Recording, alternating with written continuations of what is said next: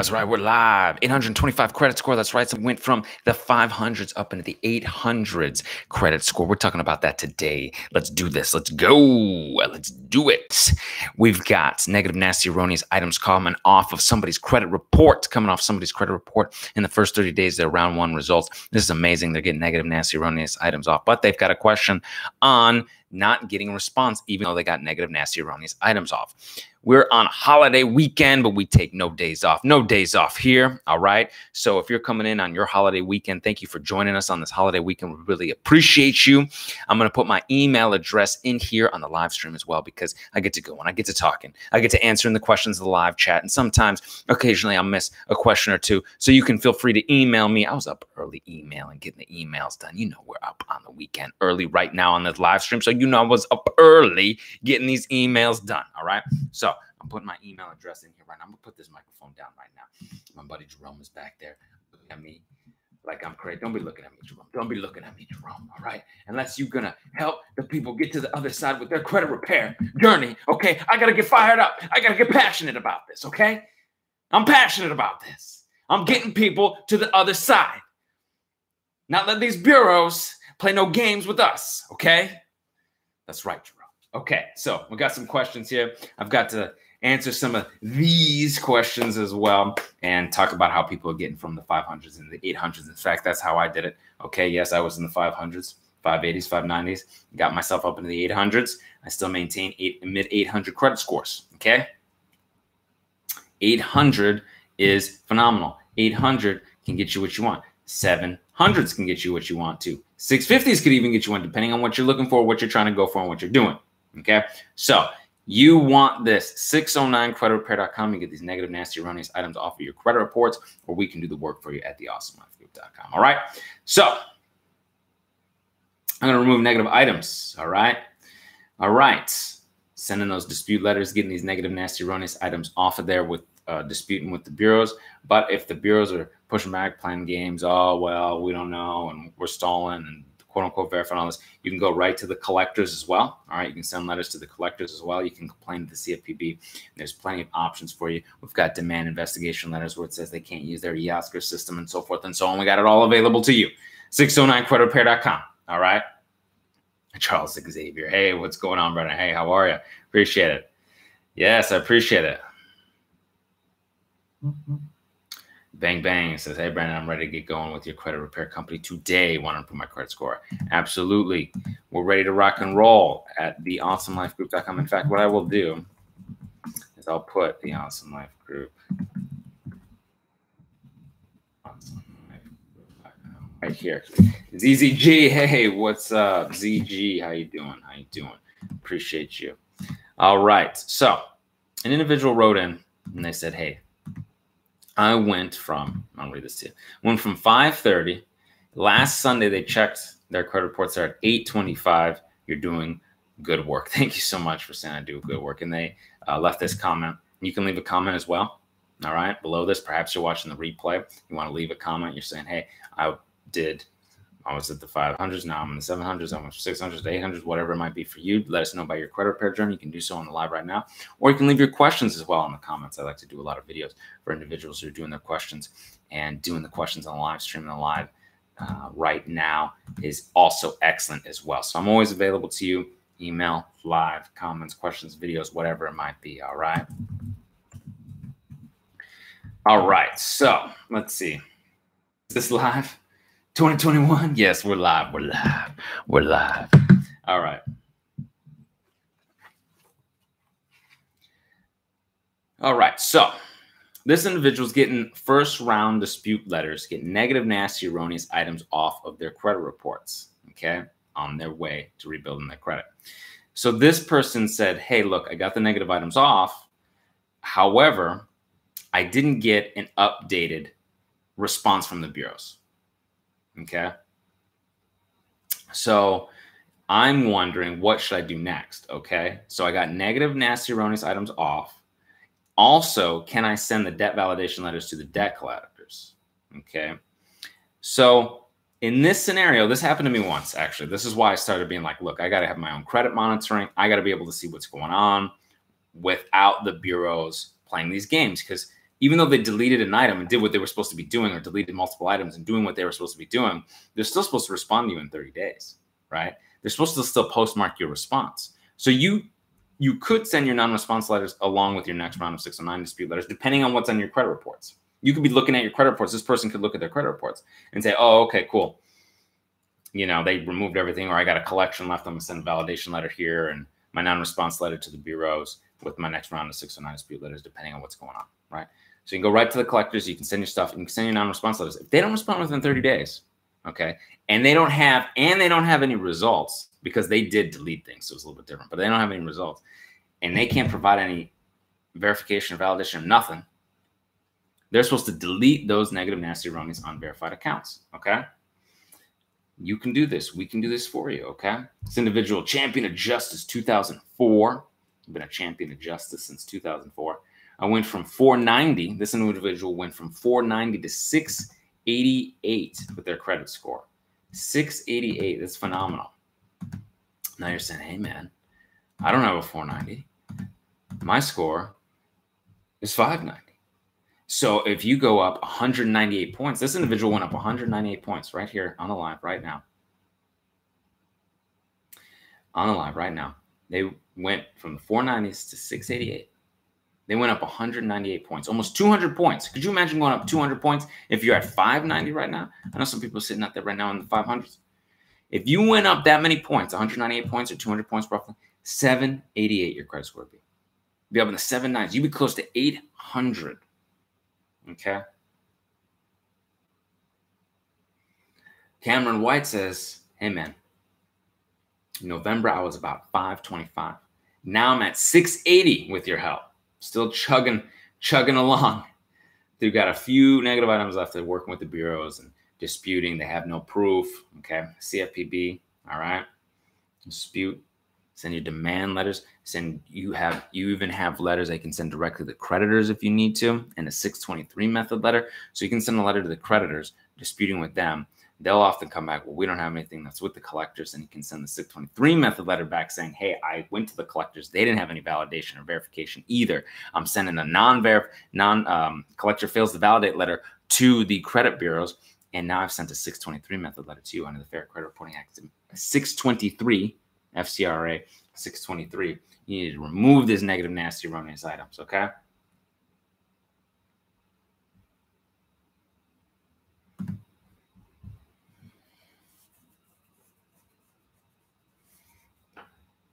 Recommend any credit monitoring services? I was thinking about signing up with MyFICO. Well, MyFICO is very good. I think they're very good. Yeah, they're solid. I use MyFICO. Okay. I'd like to see my real FICO scores. It's a bit of an investment. Sometimes people have different budgets and whatnot. So, yeah, if you can do that, recommend it. If not, if you can't, don't sweat it. Oftentimes in the beginning of a credit repair journey, you're getting things stabilized. In the beginning of my credit repair journey, I did not have my FICO, right? In the beginning of my credit repair journey, I used the free credit reports at annualcreditreport.com, which you can still get free annual credit. This is great. Annualcreditreport.com is still, during this times, access to your credit is important, they say, right here. That's why Equifax, Experian, TransUnion continue to offer free weekly credit reports. So they're still doing it.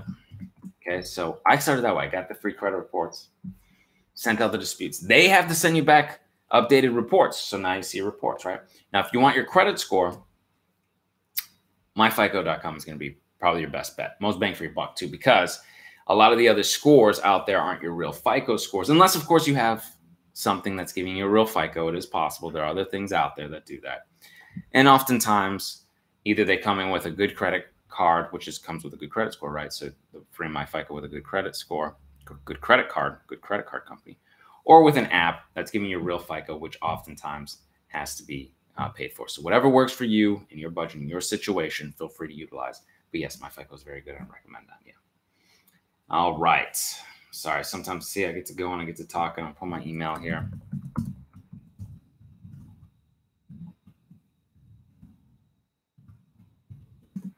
And got questions as well. So individuals have questions. You have questions, please feel free. All right. So this person talks about their biggest issue. And one of the biggest issues they have, if they have wildly inaccurate personal information, phone number's wrong, addresses are even wrong. We had somebody write in the other day, their social was wrong, okay?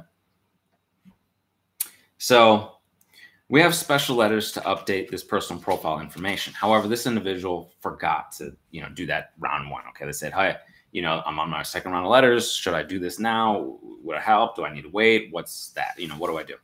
It's okay to send it now. Your personal profile, it's good to update and get all things squared away in the beginning because it can help, right? It can help disassociate you from negative, nasty, erroneous items and negative stuff, okay? When I was first starting out, I didn't know, right? I didn't know to do that, but I still was able to get 15 negative accounts off of Experian, 15 off of Equifax, 15 off of TransUnion for a total of 45 negative accounts off there. Plus, on top of that, updating my personal late payments, my personal profile was later. Okay, so you can send that at any time and you can still get results. Okay, personal profile information is important, but it's like part of the process. It's not the whole process, right? You still can send your disputes to 609 disputes and get negative, nasty, erroneous items off there even without. Okay, and you can send your hard inquiry letter. If you have a lot of non-account holding inquiries, you can send those as well, as long as you're not disputing the same things at the same time, right?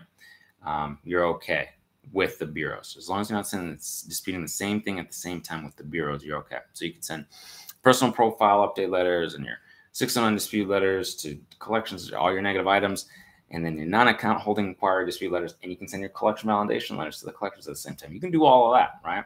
Because you're not double upping on your disputes with the bureaus. It's not like you're sending your credit 609 letters to dispute the credit bureaus with their collections and then sending another thing to dispute the collections with the bureaus and disputing another thing with the collections and the collections. So you see what is this? Personal profile, collections, bankruptcies, charge-offs, all the negative, nasty, erroneous items that you might have, hard inquiries, collections over here with the collection validation letters to the collectors. On top of that, you can do all that. We can do all that, all right? 609creditrepair.com. We can do the work for theawesomelifegroup.com. King John just talking about it, all right. Oh, let's see. Angela Barron. Okay. Angela Barron. I cleared all my inquiries off my report. All right. A little worried. She's nervous to apply for credit. All right. No. You're good. You're good. I want to build my credit without getting denied. No. So you have all these negative, nasty, erroneous items off your credit report. Some individuals, I was one of them. I didn't have a ton of positive history. Luckily, I kept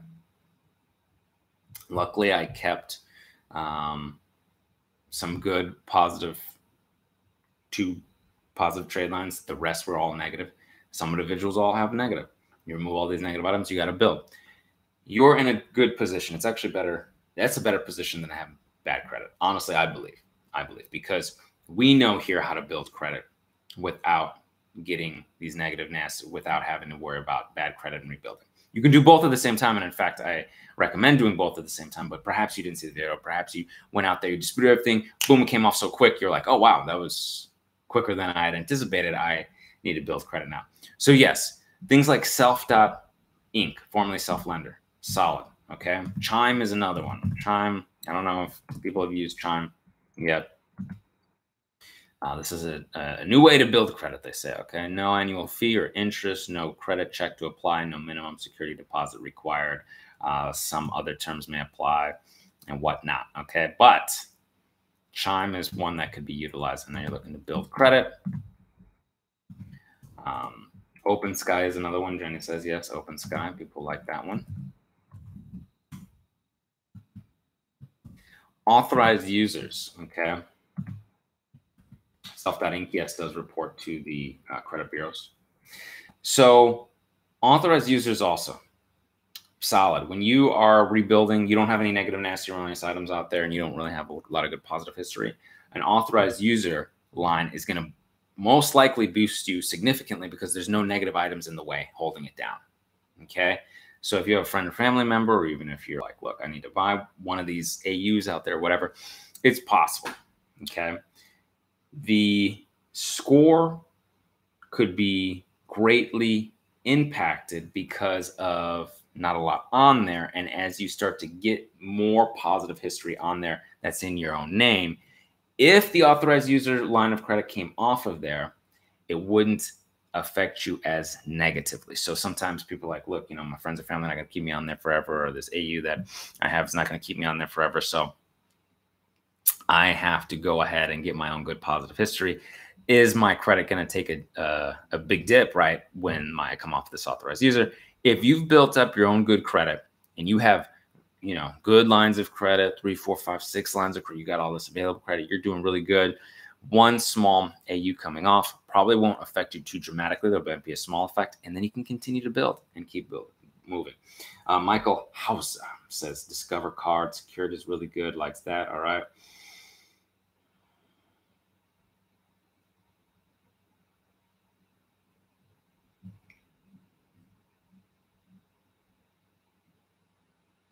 Yeah, Angela. So building your own credit's going to be good. AU trade line with a friend or family or whatnot can boost your score pretty quickly. People like Kickoff raised my score, but it didn't report to TransUnion. So Kickoff might help, but may not report TransUnion, Candy Girl says. All right, cool.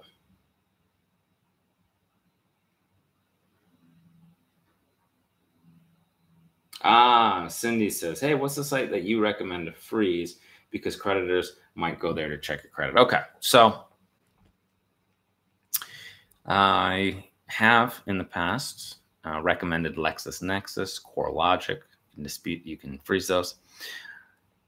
You could even look at ARS. You could look at SageStream to freeze those. However, if you have negative items on your LexisNexis or your SageStream or your CoreLogic, you can dispute directly with them. Okay, you can dispute these negative, nasty, erroneous items off of there, and it will make it even more challenging for them to dispute, to be able to quote unquote verify and look. They're supposed to go to the original furnisher of that information. However, oftentimes they try to play games and will get lazy and try to go to a third party. And even sometimes it'll say like on there, oh, we looked at your bankruptcy verified with LexisNexis and that kind of thing. Okay. But disputing directly with them can be very, very good. All right. Let's see.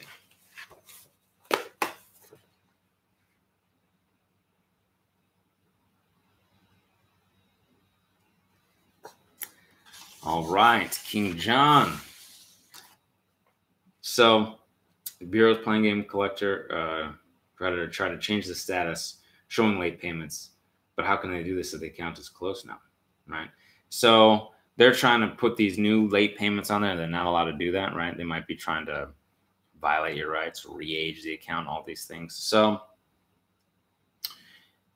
you can show them the inaccuracies. We have an inaccurate reports letter, inaccurate reporting letter that you can do, and you can send that to them and show them. You can send your next round of disputes, and then you can complain to CFPB, BBB, all that good stuff, and you can dispute this with these agencies that are going to help you. We've had people who have gotten collections, charge-offs, repossessions removed with the CFPB. If you're dealing with something and they're playing games and they're not providing the proof to you, you can do this. People get, in a lack of a better term, the collector tries to mess with them. Okay, for lack of a better term, they try to mess with you. They try to get over on you. People, that's exactly what the collectors and bureaus are trying. They're trying to get over on you. They're trying to get over on us.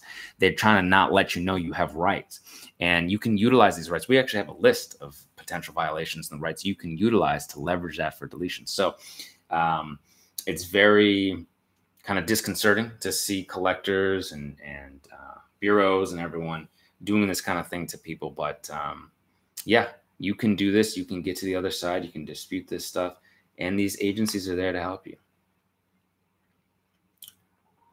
So we're talking about authorized users.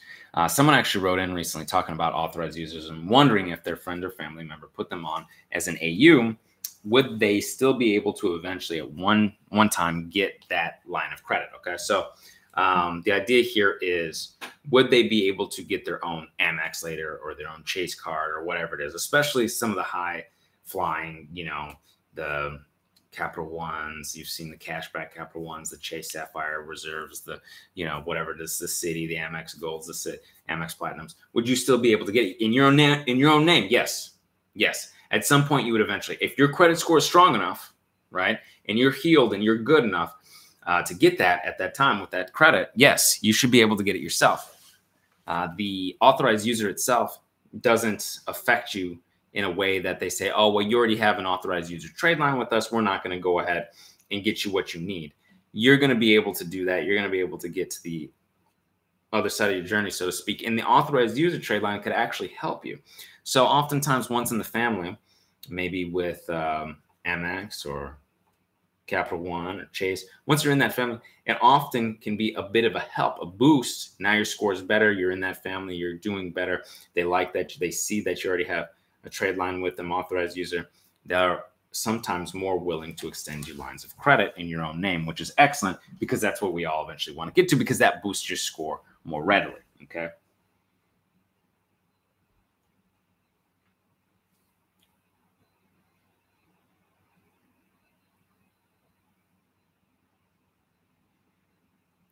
Courtney. All right. Had one missed late payment. Courtney said, hey, man, I tried to call them, but they don't want to remove the late payment. They said they can't. They can't. They said they couldn't remove it. Oh, we can't. We can't. They put their hands up. They always say, oh, we can't. Yes. Yes, they can. I've seen it. It's happened for me. It's happened for my partners. It's happened for clients and customers. They can. They don't want to. They don't want to. And I've been there. Okay, I've sent goodwill letters. I've sent the 609 dispute letters to dispute late payments. I even had to call on my own behalf. Okay, yeah, it's possible. But I'll tell you what, it's persistence as well. Because one person might say, hey, you know, we can't do it. This is what happened for me. No, we can't do it. I didn't. And I was like, no, I don't believe that. I started to realize, I was like, after a while, some people don't know. Some people don't care. Some do. Okay. So what you have to do is you get to get to those people. You got to send these letters. You got to send to these bureaus. You got to send these goodwill letters. One call. It was one call. It was one. It was one. It was one call, and they said, no, then that's it. That's not it. I sent multiple rounds of goodwill letters. I did multiple disputes with the bureaus. It was worth it. Having that good positive history was worth me spending some time and sending a few letters and getting it done. If I had just stopped with one for the late payments, right? So if I send a goodwill letter and they say, sorry, we can't. And I was like, oh, okay. I probably wouldn't have gotten to the 800s. I probably wouldn't have gotten to travel the world for free. I stayed with it, right? You can get to the other side. That's what I'm here to say. It might take 2, 3 goodwill letters or 2 or 3 dispute letters, and you can do them at the same time. I've done goodwill letters and late payment disputes at the same time for myself. That's how I got these negative, nasty, erroneous late payments off of there.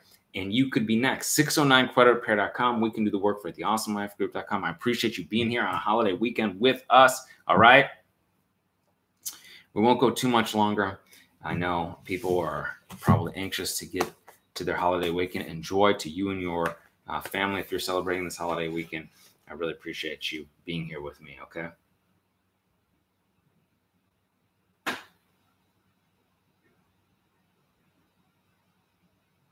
Hey, Brandon, let's hit the like button for the algorithm. David, appreciate it. Please hit that like button. If you're watching now, please hit the subscribe, try button, the bell for notifications. Please hit that thumbs up. Appreciate it. All right. Oh, San Francisco Fangirl wants to know Credit Karma versus Experian. I have 2 different credit scores, extremely different credit scores. Okay. I really apologize. Sometimes I get to go and I get to talking and I miss questions here. So somebody was asking, let me put my email address in here again. Put my email. Please email me. I love to do these emails. I love to get you to the other side and help you out. Okay. If you have questions or concerns after this, please email me. So Credit Karma versus Experian. Okay. In my understanding is Experian's actually giving you the real FICO scores now on the Experian app. Now be cautious about their terms of agreement and all that stuff. Okay. And especially some of this like boost stuff and all that. Just make sure it works for you. I don't want to, hey, if it works for you, great. Just be cautious about them trying to send you your dispute results online and all that stuff. Okay. But in any case, they're supposed to give you 3 bureau FICO scores plus your monitoring for the 3 credit reports on Experian with the Experian app. Okay. So when you say Credit Karma versus Experian, Experian looks like they're giving you a real FICO. Credit Karma doesn't give you a real FICO, and it also doesn't give you all 3 bureaus. So Experian versus Credit Karma is like apples and oranges almost. Credit Karma is, you know, it gives you a ballpark idea. It gives you some free reports. It gets you in there. If you're not willing, if you're not ready, or you're not really got the budget for the MyFICO app or an Experian app. I like the MyFICO. It's a little bit more, third party neutral. I have a tough time going directly to the bureaus, and spending money with the bureaus or whatever, right? So, but that's just my own opinion. That you can do, if Experian works for you, fantastic, and you want to do the FICO score through Experian, that's great. But it's your real FICO. That's the difference with Credit Karma. Credit Karma is giving you more of a Vantage score, and as though the Vantage score is a credit score and it is, has a different algorithm, whatever, it's not utilized that often. It's not utilized that much. So that's why I would say, hey, in this scenario, if you get the MyFICO, get the MyFICO. If not, Experian is probably fine. And Credit Karma is okay if you're starting out and you just want to see something and you don't really want to pay for anything and that kind of thing. It's okay. Just don't be signing up for stuff that they say you're pre-approved on Credit Karma. Chances are they don't know what you're pre-approved for. They're perhaps selling you something, making a little bit of money on it. They're selling you, maybe their affiliates for get kickbacks, whatever. Hey, it's their business model. The app is free, so they've got to do something there. But just don't, a lot of people know now, hey, don't apply for stuff on there because I might not get approved. I might get a hard inquiry. It might hurt my credit. Well, they said I was pre-approved on credit. They don't really know. They're just really giving you advertisements on there to purchase. So, Credit Karma is not the best, but I don't want to stand in anybody's way of actually looking at their credit score. Annual credit report, though, now that annual credit report, giving free credit reports weekly, I feel like you can get all 3 bureaus. That's stronger for looking at your reports anyway. So that's way stronger. Okay. Yes, you can dispute 609 dispute. You can use your 609 dispute letters to dispute unverified, charged off student loans. Yes, repossessions, evictions, foreclosures, all these things that we talk about. Charge-offs as well, collections. You can do this. You can get to the other side. I'm going to put this in here, 609creditrepair.com, the Awesome Life Group.com. All right. Please give the video a thumbs up. I really appreciate it. I appreciate you all. San Francisco says thanks. I appreciate you all being on the live stream. I know, holiday weekend, probably want to get ready to rock and roll. And I appreciate you being here. I'm glad that I can be of service. If you have any other questions or concerns, please feel free to reach out to me. I love you all so very much. Until I see you in person, I will see you on the other side. Take care.